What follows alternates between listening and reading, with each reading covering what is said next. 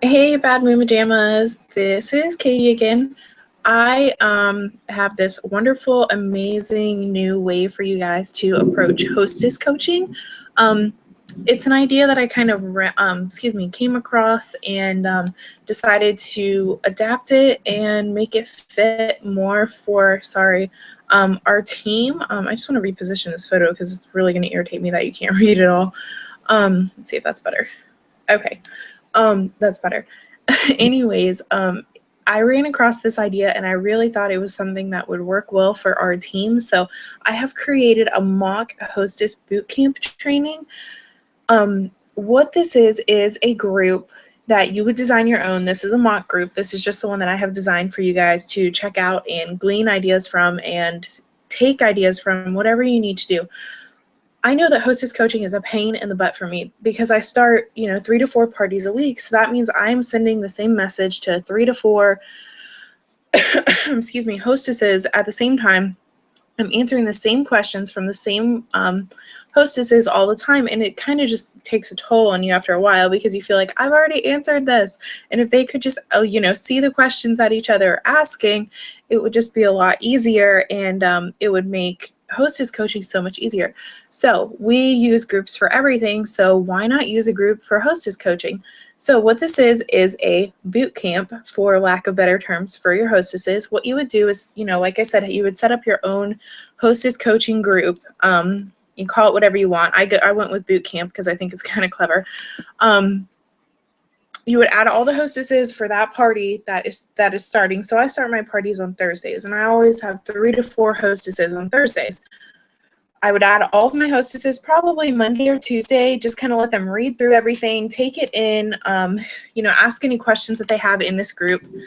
If you look over here in the description, it kind of gives you like a breakdown, what you guys would be doing. You would have something else here in your description on your own page, but add them a couple days before. You would want to load the photos tab, which I have not done yet at this point, but I know you guys have a ton of compliant memes that you could put in yours that I will be adding to this one for you guys to pull to. So you would want to load your photos tab. You're going to tag your hostesses in each of the numbered posts, which I'm about to go through. And then, just party on and enjoy your party with your prepared hostesses who are all prepared at once. They're prepared even better because they have more resources available to them. They have more compliant images to use. They have pictures of wraps that are current to use instead of, I know a lot of times I have hostesses that just Google, Jamberry wraps, and they come up with these images of wraps that have been retired for years. And then people want these wraps, and I'm like, oh, they're retired. So I think this will really solve a lot of those issues that I'm having, and I know that they're going to solve them for you too. So, and then after their party is complete, you would want to remove those hostesses from this party, and then add in your new hostesses. So it's just like an ongoing group. You would have to stay on top of it, removing people and deleting posts that they've posted. But I think it'll work out really well versus creating a new group every time. So let's go ahead and start at the bottom here. Let's get down here. Okay. I just kind of did, an entry post for you guys here so you know what we're doing. And then, through each post, just different tips for your hostesses, setting up the party page, what you're going to be doing. Just ignore all these notifications that are popping up, y'all. Sorry about that. Okay, number 2, encourage your hostesses to post as much as they can during the party. A lot of you guys add me to your parties and you're like, what am I doing wrong? Why am I getting no interaction? Why am I not getting any sales? And it's really because you have absent hostesses. And I know that that's not your fault because I know you guys have learned how to hostess coach. I know that you know how to hostess coach, and sometimes it's just falling on your hostesses. However, I can't encourage you enough to encourage your hostesses to post. It doesn't matter what it is. Facebook is weird. If your hostess is not posting in the group, there's a very high chance that her guests in that party aren't even going to see your post because you're not friends with them on Facebook. So your hostess needs to be posting so that those notifications, your notifications and hers from the party group, are popping up in her guests' notifications. So again, that goes back to where you would want to load your photos tab full of images, just, different memes we have. Right now we have 4th of July wraps that are popular, so I would put some of those, pictures of those in there, and it can be something that you update for the different holidays. So just keep that up to date for them, and I think it'll really help you guys' parties with your hostesses posting more. I feel like you're going to get more interaction, you're going to get more tagging, and you're going to get more out of your parties. So make sure your hostess is posting. Tip number 3, post a welcome post to your party before you start inviting. So when your friends come to the party, I'm not the only scary face they see. Okay, I feel like I was making this mistake. I was adding my hostess to the party after I had set everything up, and after right before she added all of her friends, and she was just adding them in. And so when they were coming into the party, the only thing they were seeing was me, and they're like, "Who is this Katie girl? We don't know Katie. We don't know what Jamberry is. We don't know who Katie is. We're leaving this group." Or they would get really offended that they were even added to the group. So have your hostess do a post before she adds her guests. It's really imperative that she welcomes them. She tells them what's going on, kind of a little bit about Jamberry, encourages them to poke around. Here's a nice little script she can copy and paste. You know, I'm the copy and paste queen. So have her copy and paste that. Just keep it easy for her. Keep it easy for you. That's what this is all about. Okay, next, tip number 4, make it feel exclusive. We all get invited. I know I get invited to a ton of direct sales parties online, which is great. I don't mind because I'm in the industry and I want people to come to my parties, so I check out other parties too. And a lot of times it's just to see what other direct sales consultants, like tips and tricks that I can learn from them and glean off of them. But I sometimes don't like it when I'm just added to a group. And I know that my guests feel that way too. You kind of feel a little spammed. You're like, why did she even add me to this group? So we want to try to avoid that stigma. And the best way to do that is before you start, you have your hostess start adding people to the group. After she's done her hostess post in the group, have her send out a private message. Anywhere from 25 to 75 people is a good number. And again, I have a script right here, copy and paste. That's all you have to do. It's easy. So that is that. Excuse me. Tip number 5, be the hostess. You want your guests to feel like they're really hanging out with you, with their hostess specifically. So you want your hostess to be engaging, be excited, and enjoy the company of their friends. This is a party. You want your hostess to engage and have fun reconnecting with her friends. So to do all this, she has to be at the party first off.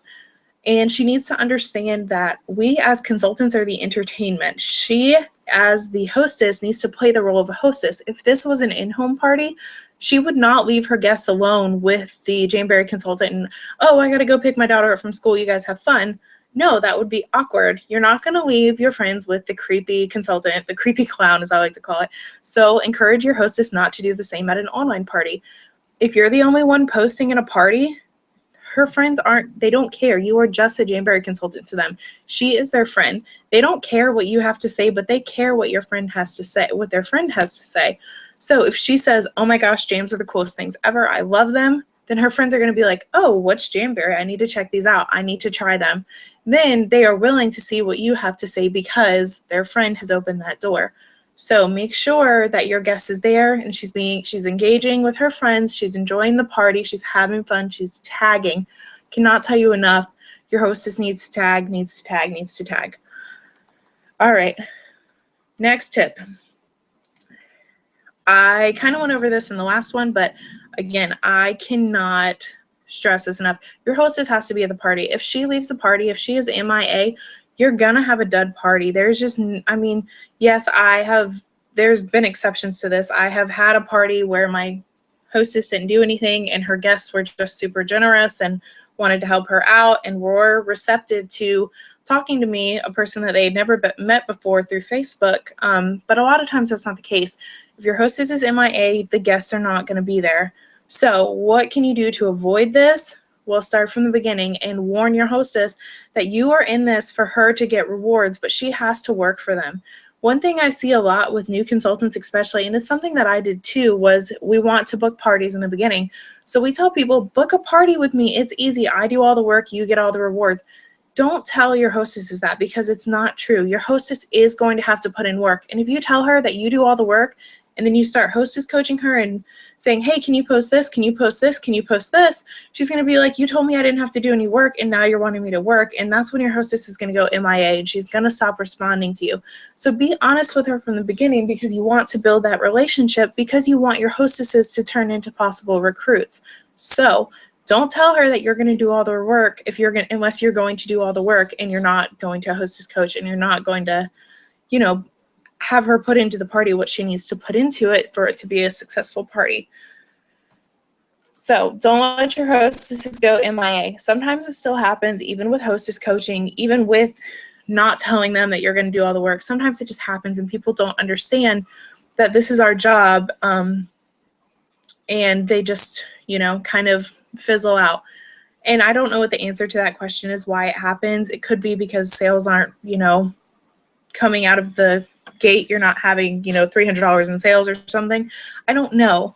But I do know, and I'm not an expert at fixing a dead party either, but I can give you tips on how to try to turn them around. And I can tell you that hostess coaching from the beginning is going to be the ace in your pocket. It is what you're going to have to do to try to prevent that. Okay, last post I have up here. I really just kind of thought this post was funny, or this, quote was funny, so I thought I would include it, and it kind of, correlates to what we need our hostesses to do during the party. So the quote is, serve dinner backwards, do anything, but for goodness sake, do something weird. So what I mean by this is your hostess needs to be active and present, and she needs to be all over the place. She needs to be the life of the party.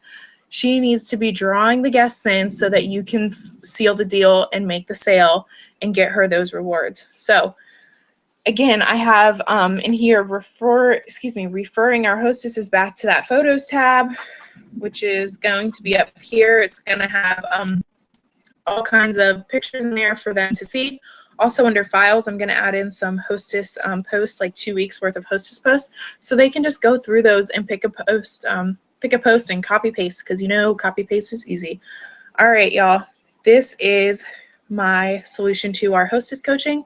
I hope that it works for you guys. I hope that it's something that you guys are open to trying, at least, because I really think that it will turn your parties around. And I guess that's all I have. So if you guys have any questions, just go ahead. I will start a post and I'll pin it to the top of this mock hostess group.